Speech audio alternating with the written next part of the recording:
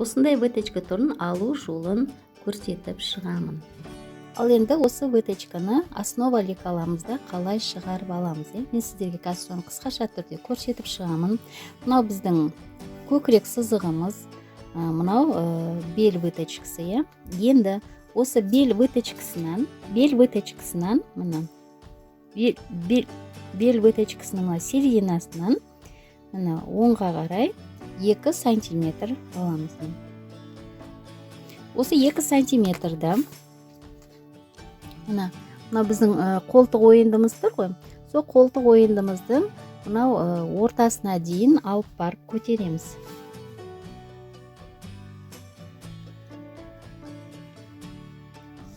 Осылай линия сызып аламыз. Міне көрдіңіздер ғой.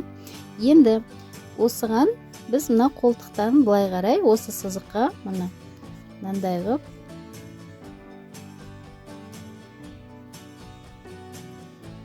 выточкамызды сызып аламыз. Мына жоғары қарай қырқып аламын.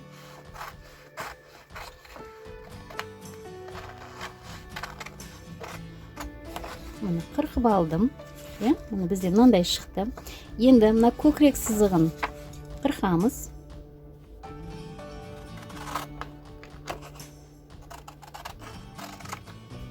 Сөйтеміз де оны мынаға жабамыз.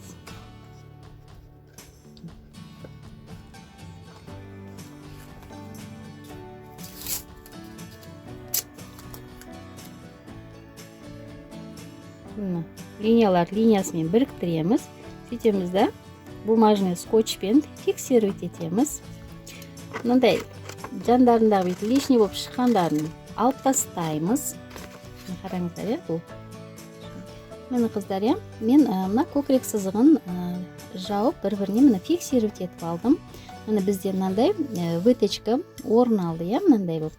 Енді мына жерден мынау көкірек сызығындағы выточканың мына жердегі келіп тұрған ұшын аяқтаймыз. Міне бұлай ашылды. Енді мынау бел выточкасының мына линиясын мынаға дейін әкеп қырқамыз да, соны мынаған әкеп жабамыз. Міне былай фиксировать етеміз. Мен қолымдағы бумажный скотч әрдайым фиксировать еткенге өте ыңғайлы болады. Мына мына жердегі образовать етілген мынау лишнийді қырқып ап тастай саламыз. Міне көрдіңіздер ғой. Міне енді осыны мата бетіне түсіріп аламыз. Мына выточка міне қарай жабылып кетеді. Маталарыңызға түскен кезде сөйтеді де, осы жерде мынандай болып көкірек выточкаларыңыз. Ал енді осыны қазір мата бетіне түсіріп тігіп көрсетемін. Міне мен матамды 2 қабаттап дайындап алдым. Міне менде бұл мата велюр мата. Мен қазір тек қана осы менің лекаланың тек алдыңғы өңірін ғана қырқып сіздерге көрсететін боламын. Мынау біздің серединамыз. Матаның бүктелген жағына лекаламыздың алдыңғы өңірін қойып шығамыз.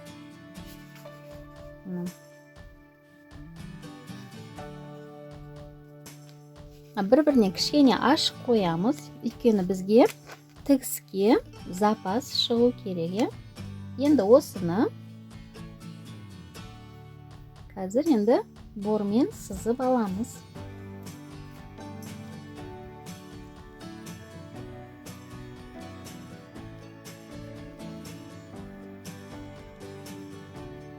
Мына мен бормен сызып жатырмын.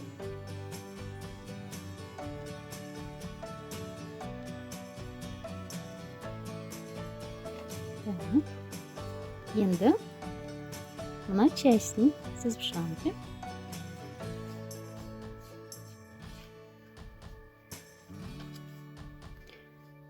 Бұндай выточкалардың бәрі қыздар, бұл кез келген основа жаңағы лекаласынан шығатын выточкалар, бұны жалпы моделирование деп атайды. Яғни әртүрлі жаңағы фасондарға жаңағыдай моделировать деген сөзді демек. Міне мен екі детальді да сызып алдым. Енді осыны қазір мен қиып шығам.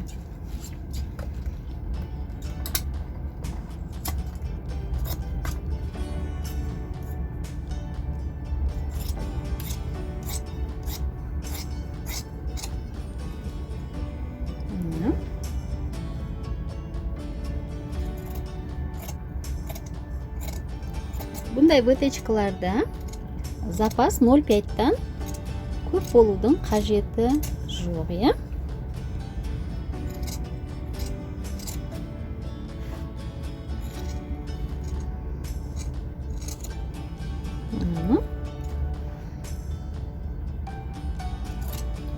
және осылардың бәрін егер матаңыз болатын болса, онда ең алдымен қолмен көктеп алғандарыңыз абзал. Өйткені жұқа маталар өте тайғанақ болып келеді. Сондықтан да ал енді мынау жең ойынтысына қарай уже 1 сантиметр қылып қалдырсаңыздар болады. Иық запасында 1 сантиметр запаспен қырқсаңыздар болады. Мынау енді мойын ойынтысы.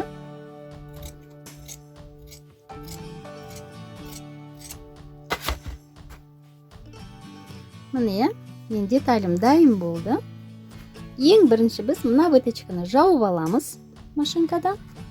Сосын барып біз мынаны бұйымдарыңызды шығу үшін негізінде міндетті түрде көктеп алғандарыңыз абзал.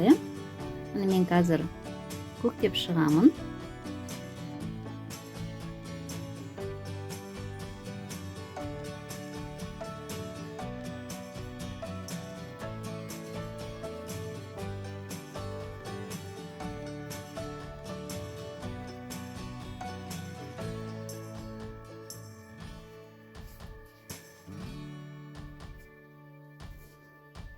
Көктеп алсаңыздар, өздеріңіз бұйымдарыңызды жаңағыдай сенімді тіге бересіздер. Жаңағы дұрыс па, дұрыс емес па деп кішкене уайымдамайсыздар. Сондықтан да міндетті түрде көктеп алғандарыңыз дұрыс деп ойлаймын. Мен қазір 30 жылдан аса уақыт осы тігінмен айналысқан болсам, мен әрдайым бұйымдарымды жаңағы осылай қолмен көктеп алып тігемін. Міне, мен выточканы көктеп алдым. Сізге анықтау көрініп тұр ма?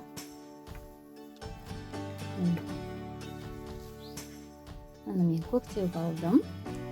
Енді осыған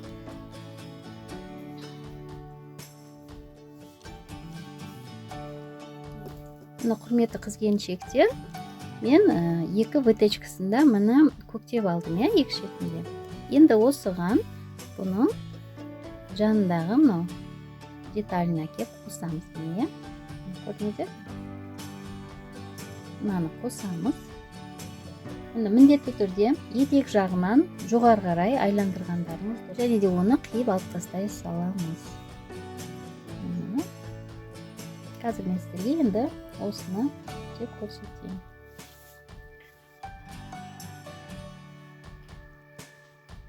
Міне мен көктеп жатырмын.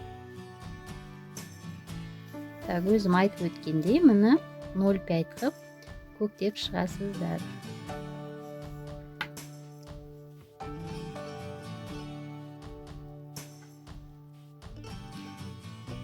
Маталарыңыз шелк немесе верлюр, шифон болатын болса, ол өте созылмалы, өз формасында дұрыс тұра алмайтын мата түрлері. бір-бірінен жаңағы борысы бар нәрселер айныңқырап тұрады деген сияқты. Сондықтан да көктеп алғандарыңыз өте дұрыс болады.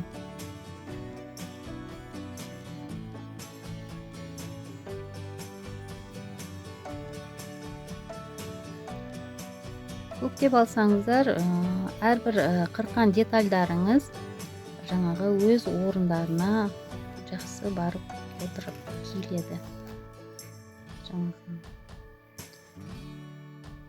Ал енді көктемей тіке машинкада тігетін болсаңыздар, или тартылып қалуы мүмкін, или детальдарыңыздың бір шеті бір жағында артылып, немесе басқа болып шығуы мүмкін. Өз жаңағы формасын дұрыс сақтап тігілмегеннен кейін бұйымдарыңыз біткен кезде денелеріңізге дұрыс қонбай, жаңағыдай өзінің несін жоғалтып. Міне мен қазір бір шетін көктеп алып шықтым. Міне жаңағыдай көктелген бұйым өз орнына жаңағыдай тұра қалды. Ал енді көктелмей тұрған кезде былай қарап қоятын болсаңыздар, бұл бұйым детальды, міне мысалға міне етек жағынан бастап мен бүйтіп көрсететін болсам, міне қараңыздар, мына мынаяқта қанша 1 сантиметрден артық сияқты ұсап көрініп қалды. Ал көктеп алған кезде бұлар өз несімен жаңағы айналып түсе қойды. Екен мынандай айналымдарға детальдар өзінің жаңағы несін жібереді. Сол кезде ол ровно болып шығады. Енді мен мына жағын көктеп алып шығамын.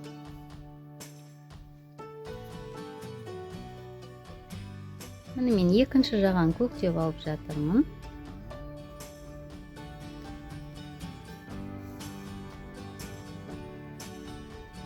Маталарыңызды қырқан кезде маталарыңыздың көлденеңін, тігін міндетті түрде жаңағыдай асықпай ажыратып, дұрыстап қойып алып, пішкендеріңіз дұрыс әрине.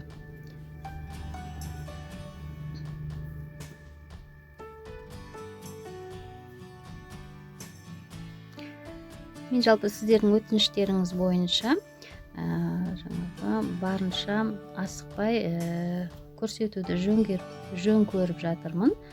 Өйткені көбілеріңіз жаңағы түсінбей қалып жатқан сияқтысыздар. Сол үшін мен асықпай бәрін орын-орнымен көрсетіп жатырмын.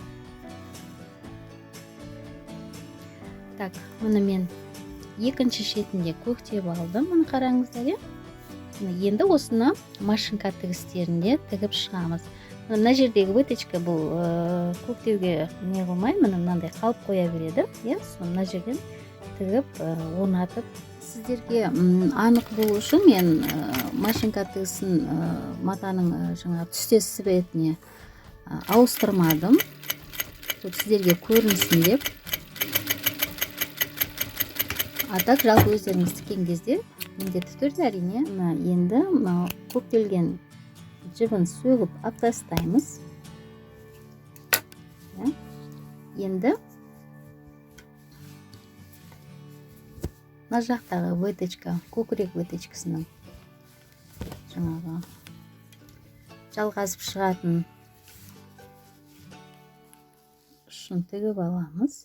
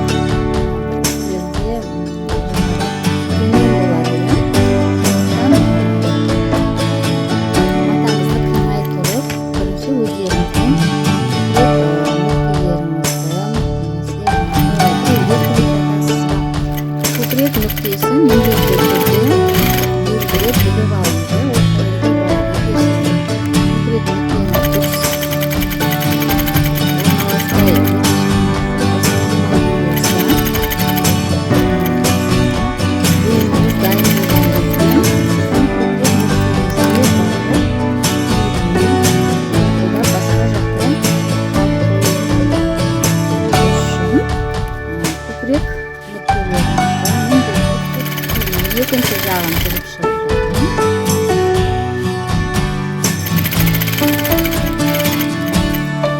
енді бұның бәрі сіздерге образец сабақ әрине бірдестен жаңағы түсінікті бірдестен қолдарыңды өзіңіз көтеру деп айта алмаймын. Қайталаңыздар.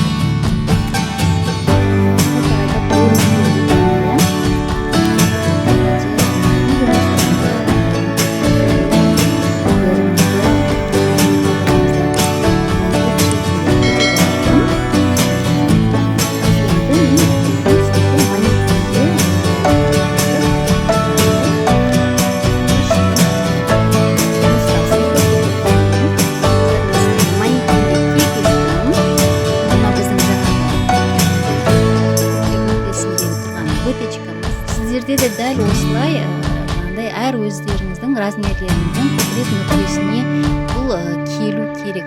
Егер бұл төмен немесе жоғары болып қалатын болса, онда сіздердің выточкаларыңыз көкіректеріңізге келмей қалады. Мынау астыңғы жаңағы бел сызығының выточкасы мына жағында тұр, мына қараңыздар. Мынау 1 сантиметр жеңді қондыруға мойнын әрине өздеріңіз жаңағы домалақ қыларсыздар, үшбұрыш қыларсыздар, енді ол өз жаңағы нелеріңізге қарай кете береді. Міне көкірек нүктесіне осылай выточкаларыңыз жаңағыдай бетіп киілу керек. Міне жалпы мен дұрыстап түсіндіріп барынша түсіне алатындай қылып видеоны түсірдім деп ойлаймын, қыздар. Келесі видеоларда жолыққанша сау саламат болыңыздар. Тігін өнерінде бар